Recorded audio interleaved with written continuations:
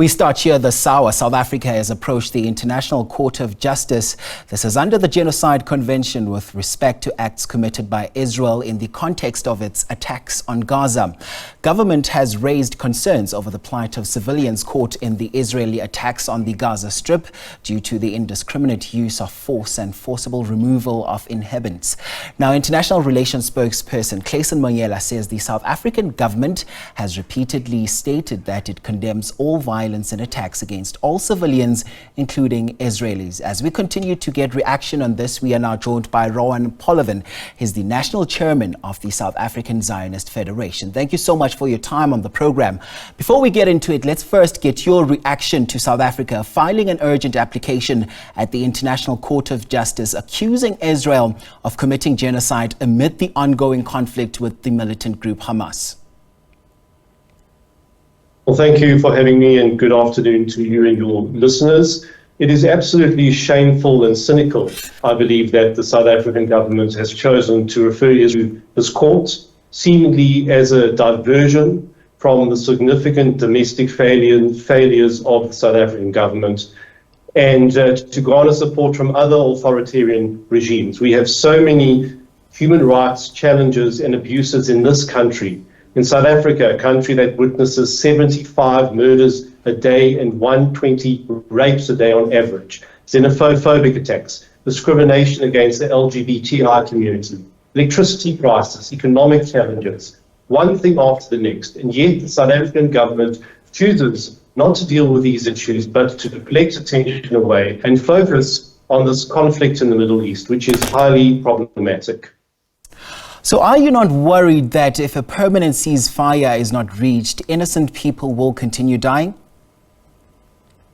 Of course I am worried, and I would like to talk specifically about the Genocide Convention. And unfortunately, the South African government's labeling of this as genocide is highly inaccurate. If one actually looks at the definition, the definition defines genocide as actions that are intended to destroy wholly or partially a national, ethnic, racial, or religious group. There is only one side of this party that is indeed doing this. It's Hamas. Hamas is an internationally classified terrorist organization, and this has explicitly shown both its willingness and its ability to commit acts of genocide and terror against innocent Israelis, and it has shown that it will continue to do this again and again. On the contrary, Israel does everything in its power to minimize civilian casualties. And let me say outright that it's absolutely tragic when a civilian is killed.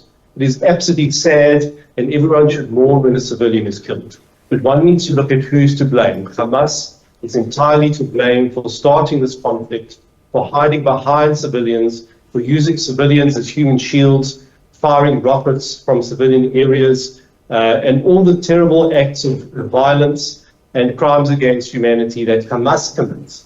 Hamas is the party responsible for this. And I want us to also turn sharp focus to finding out, what do you think this now means for the relations between Israel and South Africa? Well, there are at the moment still diplomatic relations between the two countries. On the ground, there's a lot of work that happens between. There's a lot of trade. There's a lot of tourism. There's a lot of work between the two countries. And in fact, Israel has a lot of solutions to offer South Africa. Israel is a leader in technology, in water solutions, electricity solutions. There's a lot of ways that it can help ordinary South Africans solve these problems.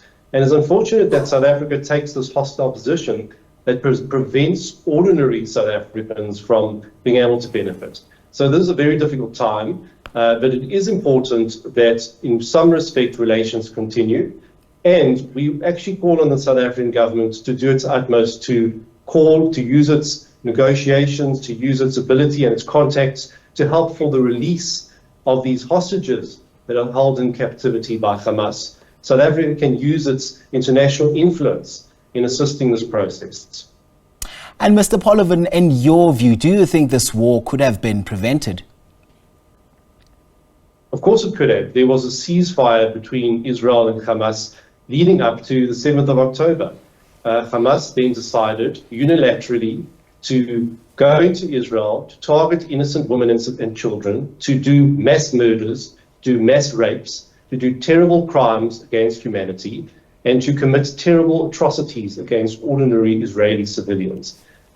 This war could easily have been prevented. Israel wants peace. Israel has made peace with numerous parties in the Middle East, Bahrain, the United Arab Emirates, here in Africa with Morocco, with Sudan. Israel wants peace. Israel extends its hand out towards peace. But unfortunately, Hamas is an internationally designated terrorist organization who's called for the elimination of Israel. And that is a very, very serious problem. And Hamas is the reason why this issue continues. Okay, Rowan Polovin is the national chairman of the South African Zionist Federation. Thanks very much indeed for your time.